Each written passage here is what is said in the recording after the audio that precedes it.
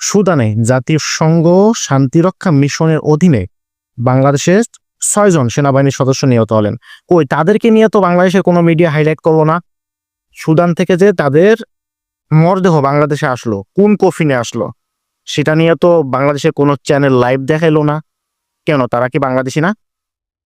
তাদের তো দেশের জন্য অনেক অবদান ছিল না? অবশ্য অবদান ছিল।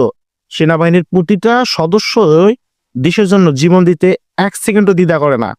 তাদের জন্য আমাদের কত ভালোবাসা, অন্তরের একদম অন্তঃস্থল থেকে। বিশেষ করে আমার সেনাবাহিনীর একটা সদস্যকে দেখলে আমার হচ্ছে হাত থেকে একদম রেসপেক্ট চলে আসে। তো 6 জন সদস্য মারা গেল শান্তিরক্ষা মিশনে গিয়া। তারা কি বাংলাদেশি ছিল না? তাদের কি পরিবার নাই? তাদের কি বাপ মা নাই? তাদের সন্তান নাই? তাদের সন্তান যে এতিম হলো, তার বাপ মা যে উপার্জনক্ষম ব্যক্তিকে হারাইলো, কই সেটা নিয়ে তো কোনো মিডিয়া হাইলাইট করলো না। সেটা নিয়ে তো আমাদের কোনো বুদ্ধিজীবী আলোচনা করলো না। সেটা নিয়ে তো কখনো কেউ দেখলাম না যে হচ্ছে মিছিল করলো, মিটিং করলো। তাদের জানাজায় লক্ষ লক্ষ লোক তো আসলো না। কেন ভাই?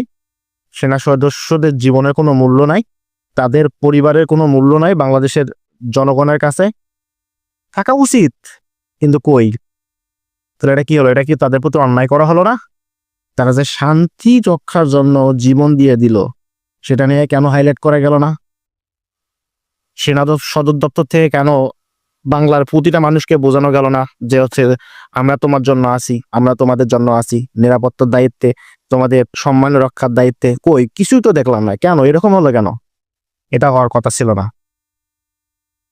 ওই 6 জনের পরিবারের প্রতি সমবেদনা, তাদের প্রতি সম্মান, মন থেকে স্যালুট।